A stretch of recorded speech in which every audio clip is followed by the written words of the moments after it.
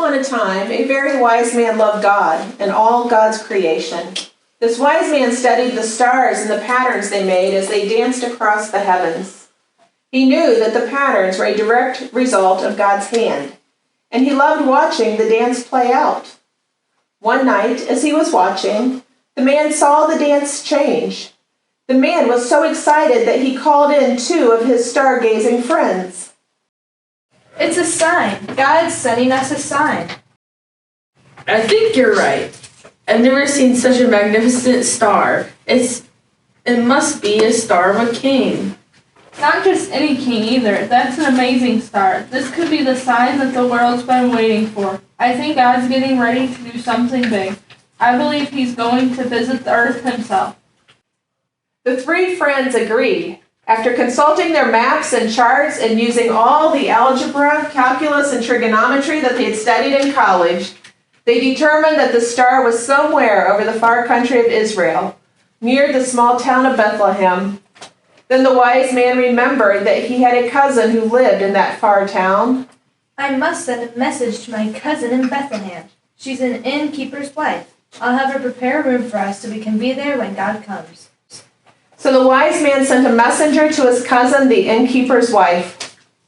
Now remember, tell my cousin that we will be there as soon as we can and we'll need a room. God himself will be visiting the earth, and my friends and I want to be there when it happens.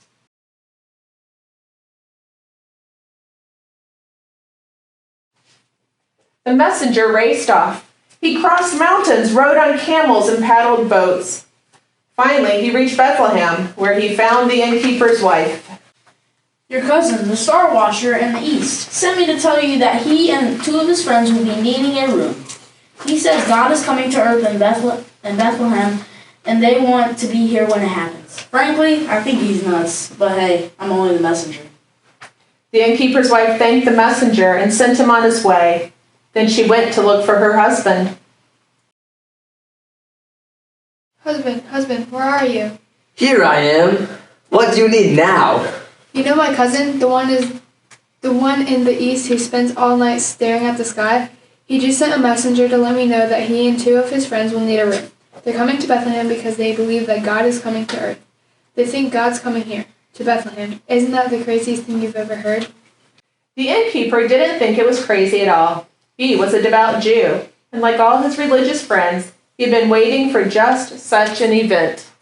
It's very possible. It's amazing to think about. It's what we've all dreamed of and prayed for.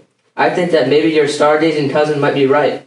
After all, our greatest prophet Isaiah predicted just such an event as this. Oh my, God could be coming here, to Bethlehem? What if he wants to stay here at our inn? Just look at it. The curtains are dirty, the walls are dirty, the floor is dirt. We've got to fix things up. The innkeeper and his wife began to prepare. They painted, they sewed, they patched.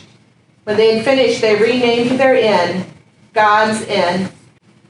Then the innkeeper's wife began to act strangely. Hello, I'm looking for a room, and I would love to stay here at God's Inn. It's so beautiful. You must really love God. Do you have a vacancy? Yes? No rooms at all. Perhaps you should try the inn down the street. I'm sure they have plenty of rooms.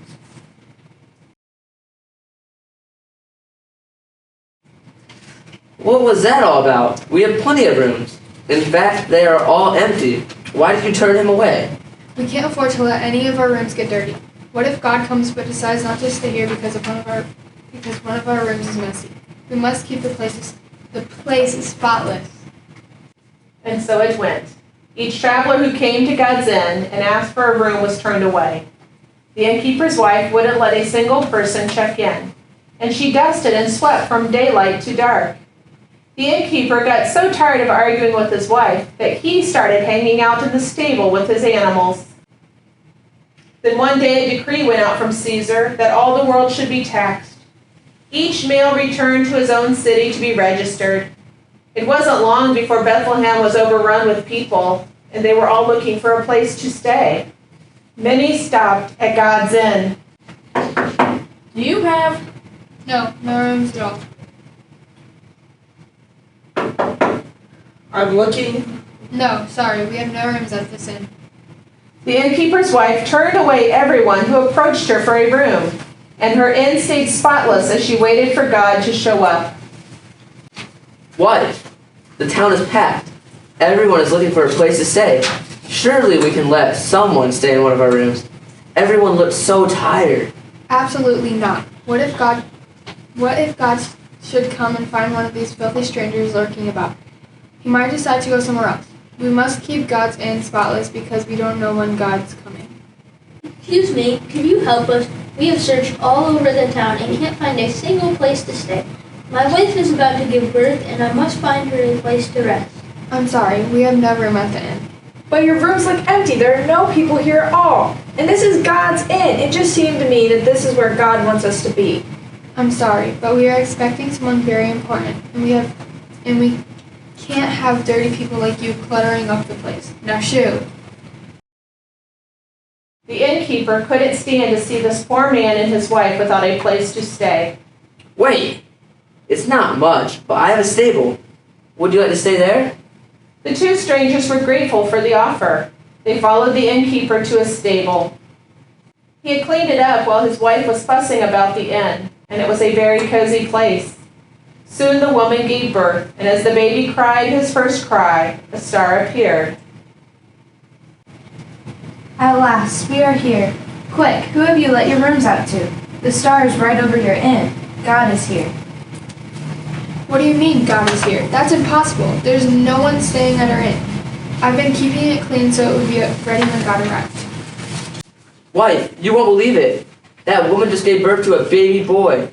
And when the baby started crying, a huge star appeared in the sky, right over the stable. That's it. That's our star. Show us this baby. The stars never lie. It must be God. God is in your stable.